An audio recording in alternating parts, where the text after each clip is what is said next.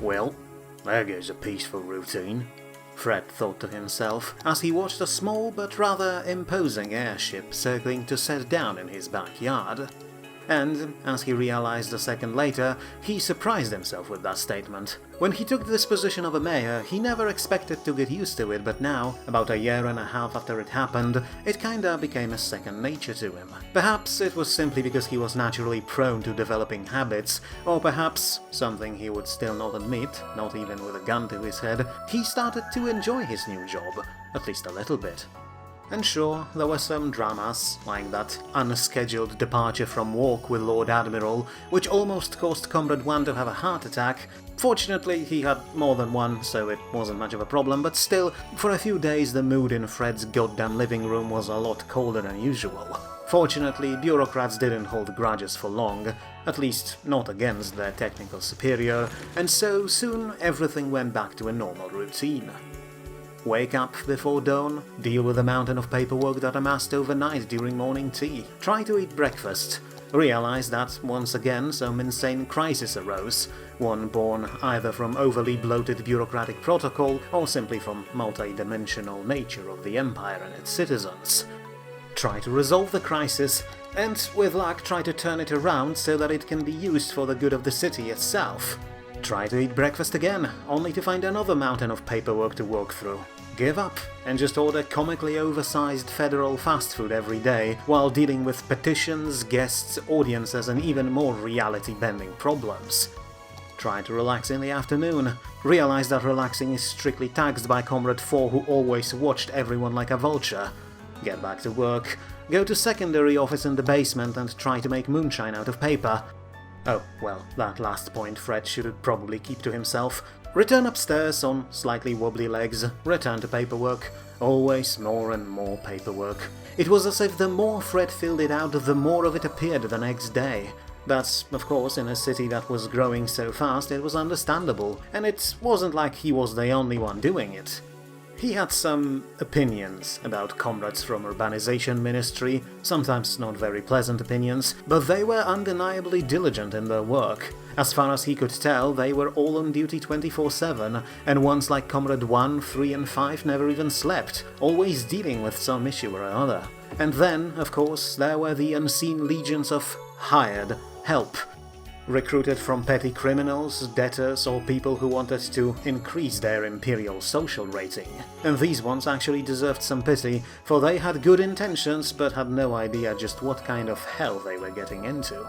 As much as Fred complained, he and his comrades dealt mostly with important documents, but those interns, as they were called, had to deal with mind-numbing, soul-crushing, never-ending avalanche of government papers that were necessary for a city to function, but were also, quite possibly, one of the most boring things in existence.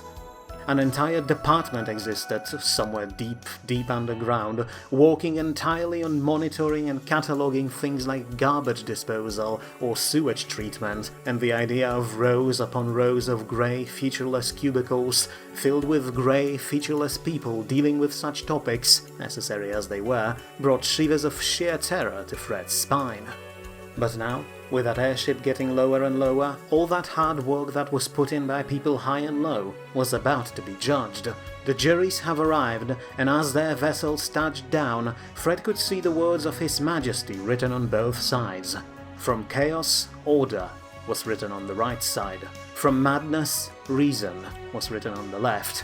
And, because it was still an Imperial ship first and foremost, a big "This space for rent" was also written at the bottom, clearly visible to anyone on the ground when this vessel passed above their heads.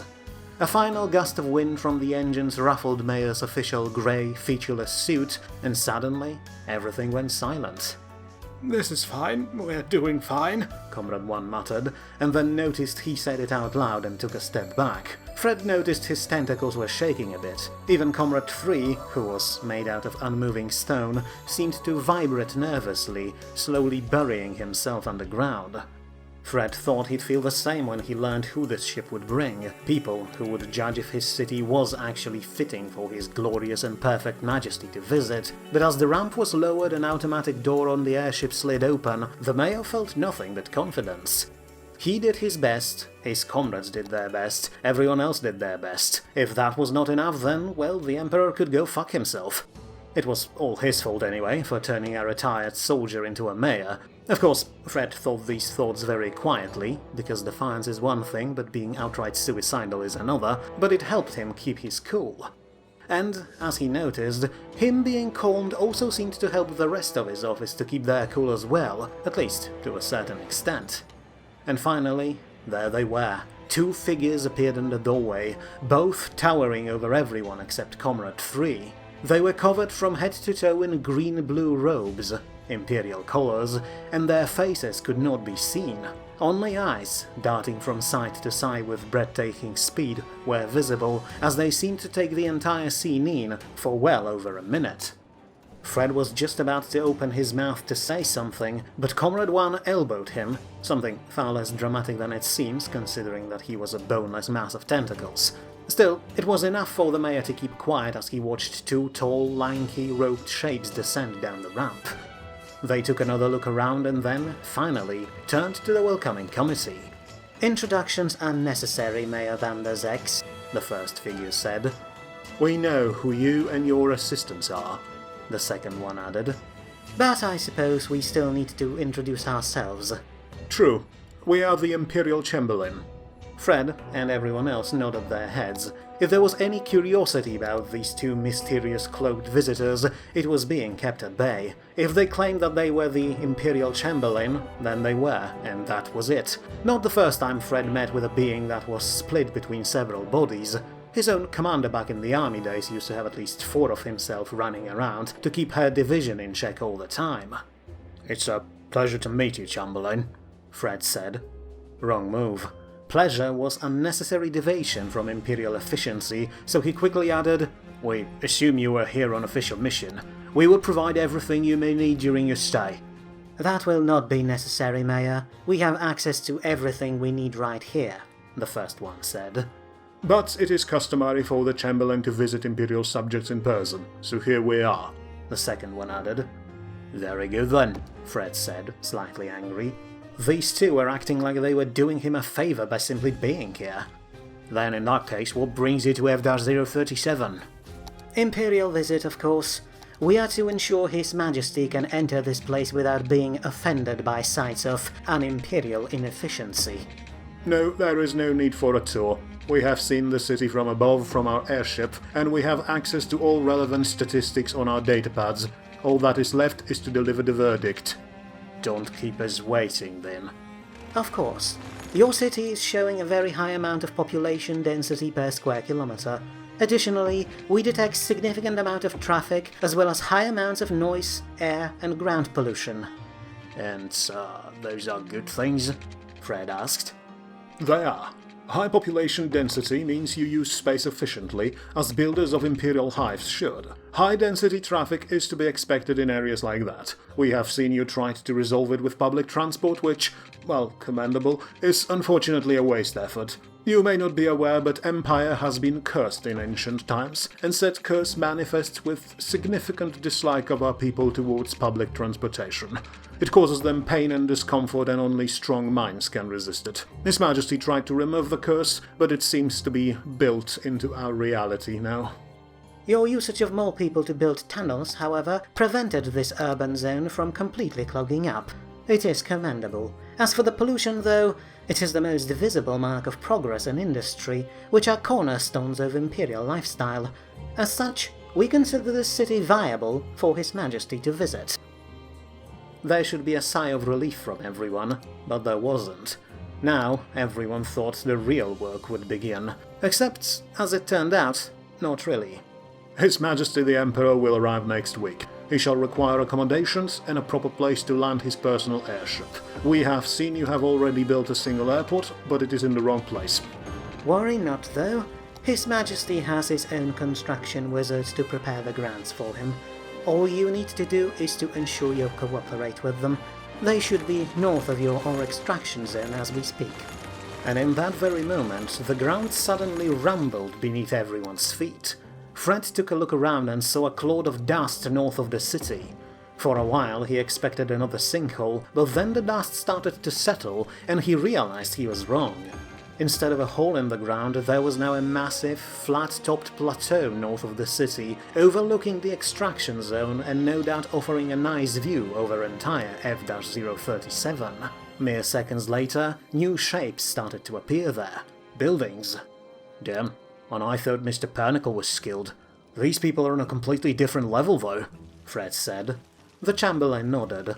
Only the best for personification of perfection, Mayor. We shall depart now. More duties to attend to. Please ensure you cooperate with construction wizards should they need assistance. Additionally, a company of Imperial Guard will arrive soon to secure the area. Cooperate with them as well. Now, get to work. Glory to the Empire!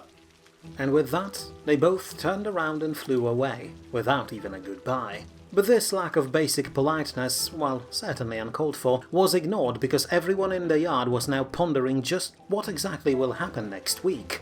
Comrade 1 hoped for a promotion, but expected demotion. Comrade 2 wondered if she could try to challenge His Majesty to a duel. Comrade 3 thought about petitioning the Emperor to revoke his status as an intelligent being. He'd far more preferred to just be a stone tool.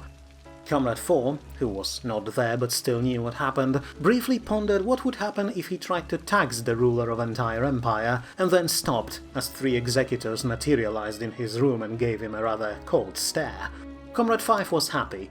Finally a chance to prove something, although he then realized he had no idea what it was. And other comrades had their thoughts as well, but the one Fred had was relatively simple in comparison. Let's just get this over with. But of course, it wasn't about to be over just yet. There were still a few days and more work ahead of everyone, and so the mayor grabbed his closest employees and drove north to see just what exactly was going on that newly erected plateau. As they approached it, more and more structures appeared on the horizon, and Fred and his comrades immediately realized it was a temporary palace, a smaller copy of the one that stood in the capital. An oddly shaped tower made entirely out of white metal rose from the ground, overlooking the entire city. It was easy to see that the spot was chosen precisely with a good view in mind. It must have been quite spectacular from the top of the tower, or at least in the direction of the city, because while the first half of the building was clearly made with aesthetics in mind, the other part was decidedly less pleasant to the eye, but just as imposing. A tall, even taller than the tower, metal building stood there, glistening with energy. It housed the entire court, as well as a special, self-contained reactor that made the place independent from local power grid. An important feature, considering that His Majesty and his government had to constantly have access to their data feeds from all over the planes. Interestingly though, as both Fred and Comrade 1 noticed at the same time, there were no additional mansions built around, which meant that, unlike with previous visits around the Empire, His Majesty decided to come along without his ministers. Only a small, pyramid-like garden stood next to the palace, alongside barracks for the guards, and another structure that no one could really figure out the purpose of. And, finally, further down the plateau were 2 newly created airports, already flooded with airships and planes, no doubt delivering court personnel and materials to the site. And, as Fred's delegations got closer, they also realized that the guards were already there. Several tanks and rocket launchers stood scattered around the plateau, with a row of heaviest, deadliest vehicles arrayed right in front of the palace. For a moment it seemed that the mayor and his people would not be allowed to come any closer, but as their truck arrived, a hatch opened on one of the tanks and a large man jumped down to the street, waving at Fred to drive closer. "Colonel Van der Zex, damn man, ain't you a sight for sore eyes," he shouted as soon as he realized who was behind the wheel. "General," Fred replied with a bright smile and a salute. He jumped off the truck and rushed towards the man, and was immediately grabbed with a steely, rock-shattering handshake. I could say the same about you, sir, if you were not breaking my fingers right now." Sorry my man, you know how it is," the general replied and took a step back, genuinely concerned. And he had a good reason for it. The man was comically oversized, with muscle mass and height that made him look more like a deadlander than a human he actually was. He looked like he should collapse under his own weight, and was almost as wide as he was tall. He had a stump of cigar sticking out of his mouth, and his uniform consisted of a battered tank top and some random bits of power armor. "No worries," Fred replied, trying to return blood flow to his hand. "But never mind that. Luke is doing well here. I had no idea I landed a job as a commander of the Imperial Guard." "And I had no clue you were a civil servant right now," the man boomed. "Seemed we both got in some deep shit for our troubles, eh? And these must be your loyal office drunts. Nice, you even got a deadlander to keep everyone in line. You keep this old man safe and sound now, you hear me? He's probably the reason we won that campaign in the Frostlands in '87. Bugger went through enemy lines when they captured me, released me, and then dragged me through a freezing blizzard on his back 24 kilometers back to our forces. And he shanked the Frostlander Grandmaster of the Army while he was at it. Only after you punched a hole in his snorkroller, sir. Before that I had no idea it was even possible to do that." "What can I say? These arms were made for punching. Oh, and I'm sure he told you he exchanged one of his legs with his sergeant when we were all freezing to death down there. What he probably did not tell you is that he exchanged his second one with me." Both men stared into a distance for a while, gently knocking on their legs. There was a faint metallic sound coming through the fabric of their trousers. "Don't even dare to call these good old days, old man." "Wouldn't dream of it, sir," Fred replied. Then they shook their heads once again, but in that moment Comrade 2 stepped forward and said, "General, sir, sorry to be blunt, but you don't really strike me as an officer, more like a sergeant. You have those scars and those tails. Shouldn't someone of your rank be behind the lines instead of punching tanks to death?"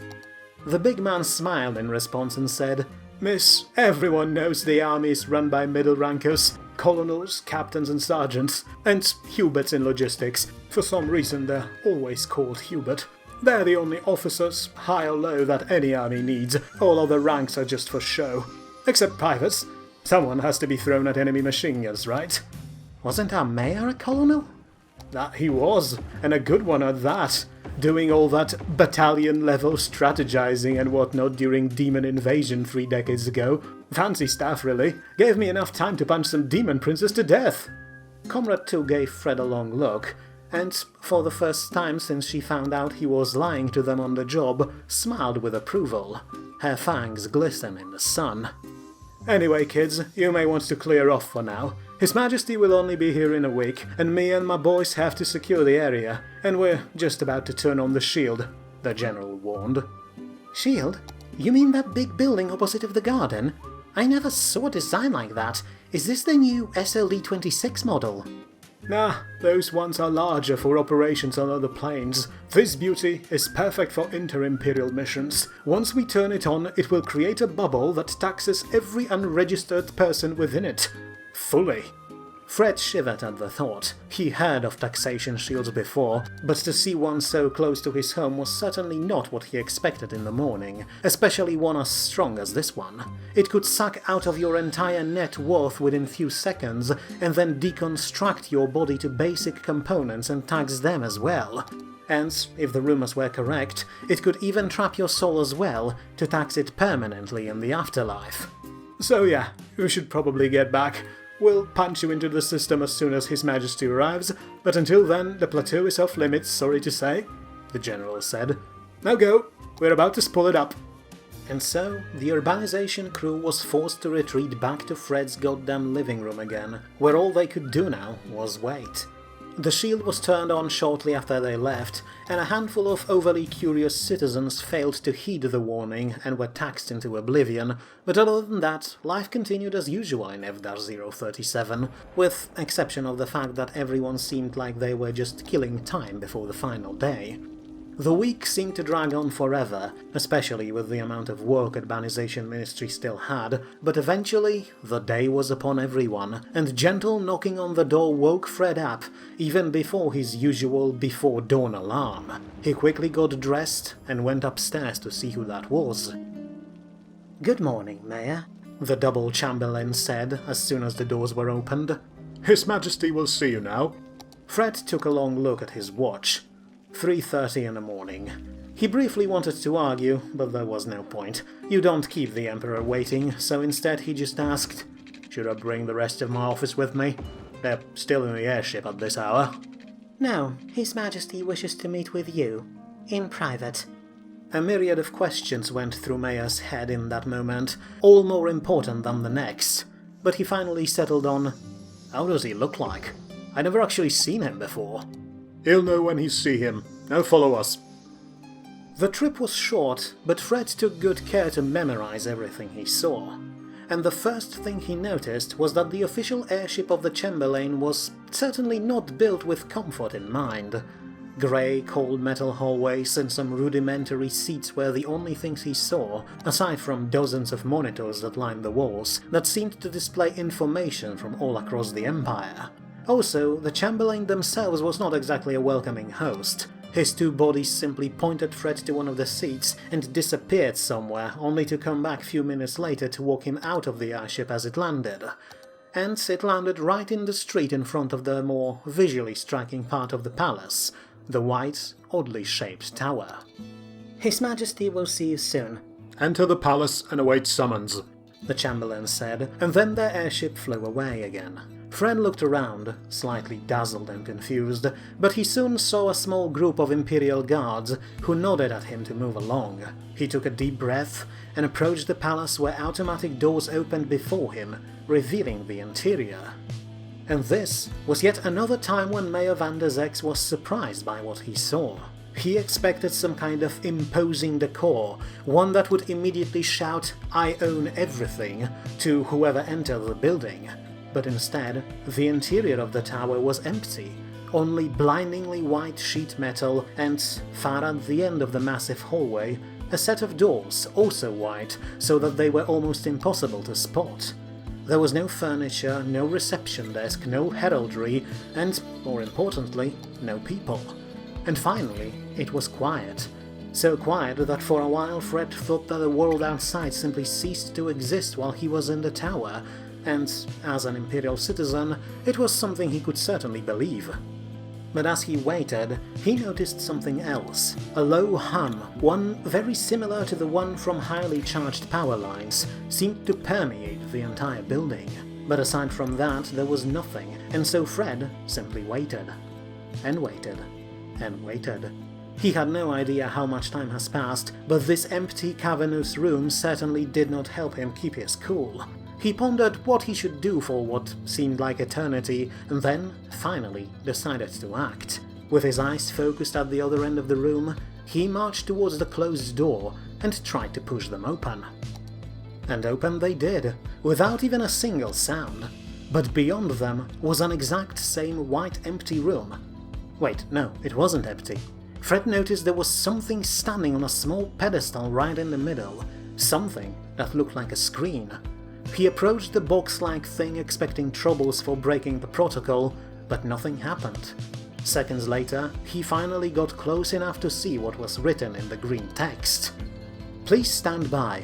Uploading Imperial protocols in progress. 98%, the machine displayed.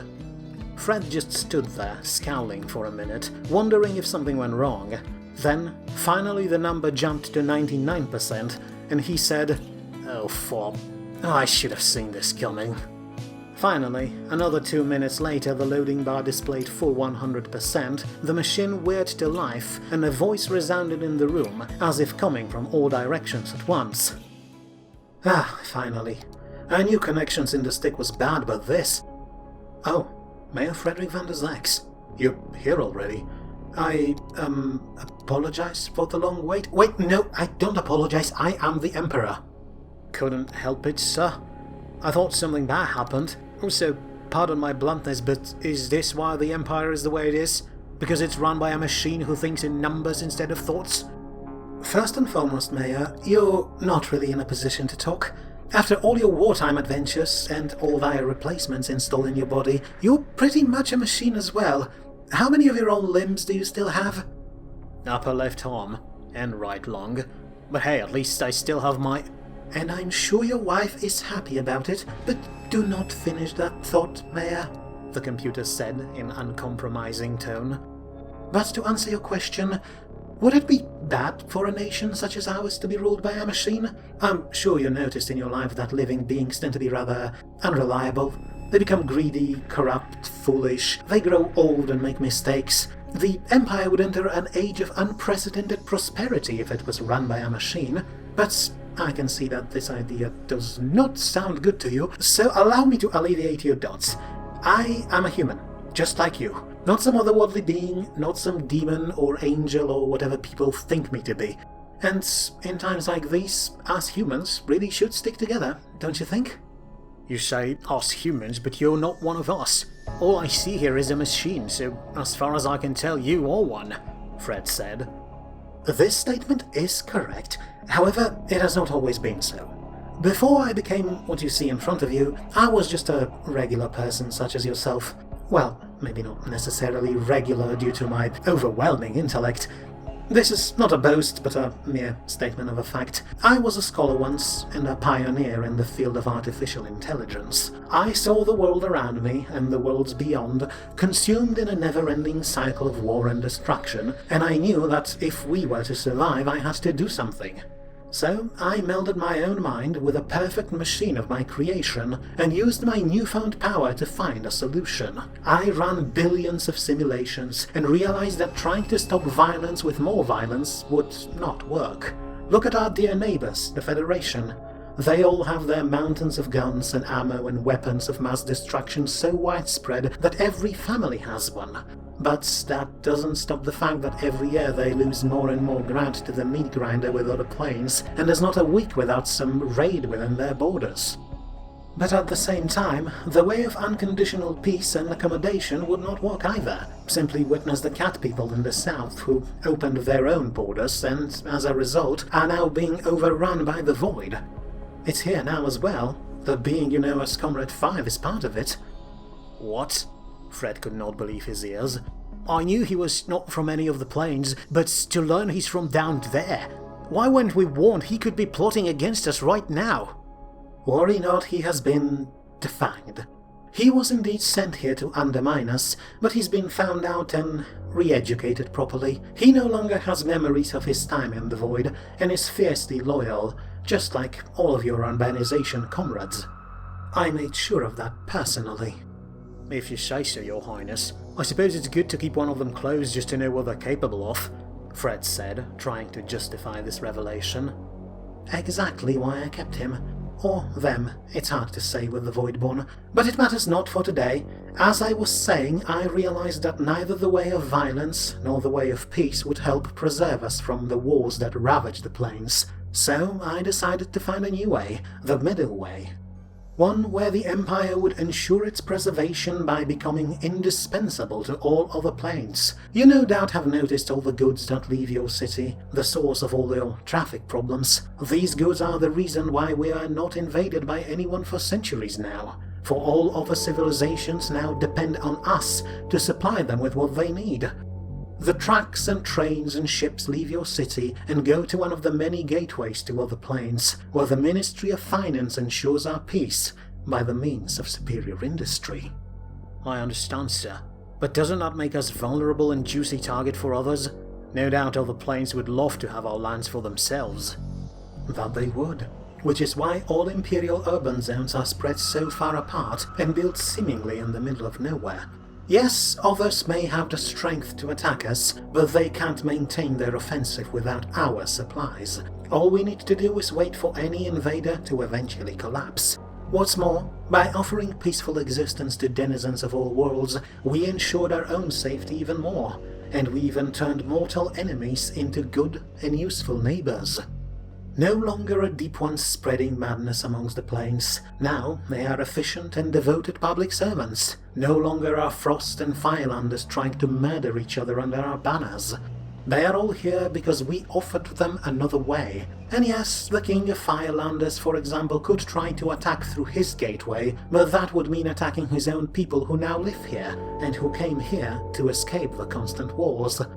What's more, it would force intervention from every other plane, and so everyone knows that removing us from play wouldn't just change the rules, but destroy the board altogether. The Empire is what keeps the planes perfectly balanced, as all things should be, Mayor van der Zex, and it's a duty we can never forget or abandon for the sake of everyone, everywhere. That is why we trade with everyone, everywhere. Demons, devils, beings like Teratus. All of them are part of the equation, needed for the equilibrium. But there is one place we can't trade with, Fred said, with sudden realization. Indeed, the void on our very doorstep just beyond the waves to the south. A place where logic and reason do not exist. And every day it grows larger. It may not happen within your lifetime, but one day it will spread to our shores, and then will slowly creep its way further and further, turning everything into more of itself. A place that is no place. Or so it would, if not for my equation. I searched for the solution for ages, and realized that in order for the middle way to walk, the void itself needs to change. It doesn't obey our laws and rules, so first we must impose them upon it. That is the Imperial plan. That is why everything in the Empire, from breathing to thinking, is codified in books of law. For if the void is oversaturation of nothingness, the only way to conquer it is to oppose it with everything, from matter to rules and laws. So all the ministries, all the rules, even all the alliances and trade deals across the plains are all just to stop it from spreading? And to take back what it already took. It is unknowable. It is the end. It is nothingness. And something is always better than nothing, Colonel van der Zex. So I will do all I have to ensure we won't become nothing as well. There was a silence for a good minute after that, until Fred finally said, "Right, I understand. No, I don't understand, but I can accept that. But still, what does any of that has to do with me? Why put me in charge of this new city? It seems random as hell." It's not. It may not feel like you're doing a good job, Mayor, but you're doing good enough. Certainly better than I expected of you.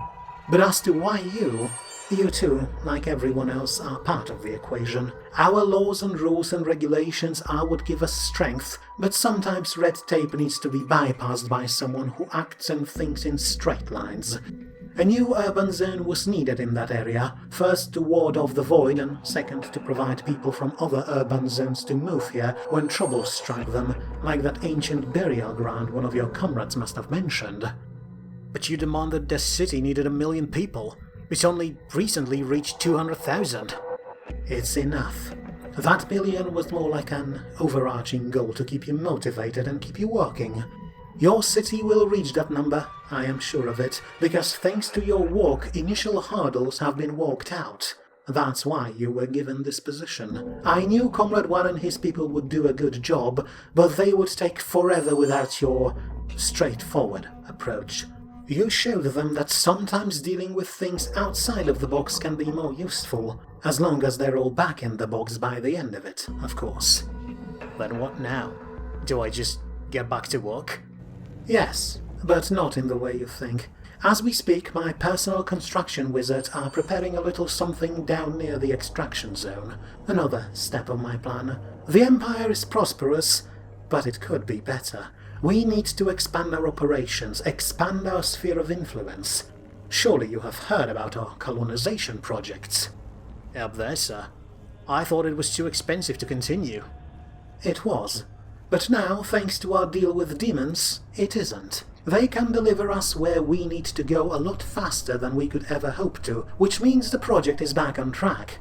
And that's where you come in, Mayor van der Zex. You have proven yourself with one settlement, and now I want you to help set up another one, far, far away. You depart tomorrow. Wait, sir, this is way too fast. I need more time to... You do not. Remember, this is all part of the equation. The Empire needs to be present on more worlds than just this one, Mayor, and you are the key to achieving that. Now pack your belongings and bring your family. You will not be coming back. May your profits always be in the green. Oh wait, no. Where you are going, I believe I should say, may you prosper among the stars.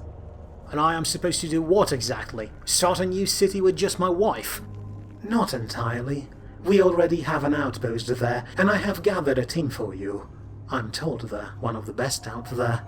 Worry not, my equations show you have 95% chance of success. Just be careful, the climate there can be a bit warm. And now, this audience is over. You can now safely turn off the computer. Thank you, sir. I will not disappoint, sir, Fred said, but the screen already shut itself off, leaving the mayor alone in the empty white room. He just stood there for a while, in silence, taking this entire conversation in. Then, without another word, he walked outside, left the palace, approached the cliff, and took one last long look at his city. It was hideous, there was no denying that. A mess of roads, buildings and tunnels, somehow working as intended. But it was also his, and he felt both pride for guiding it to that point and sadness for leaving it behind. But orders were orders.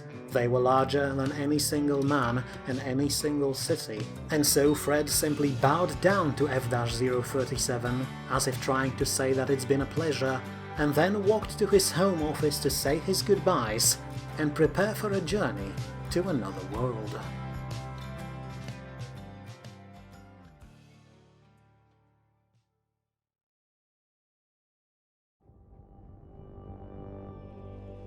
So, why did you lie to him? About what? Well, about that mission of his. I did not. There is a decent 95% chance that he will be able to just set up the city there without any hitches. He won't enjoy it, but it will be sufficient. But there is still that 5% chance that the locals will not appreciate our presence there, and in that case I believe Mayor Van der Zex will finally enjoy a proper vacation. I should disagree, but I can't. For a man like him, it would really be a nice change of pace. Exactly. Also, aside from his team, he will have you to help if something really goes wrong. So hop to it. Wait, what? Shouldn't I be on that rocket then? As if you need it. Now go. Go help your friend have a productive expedition, or a nice vacation.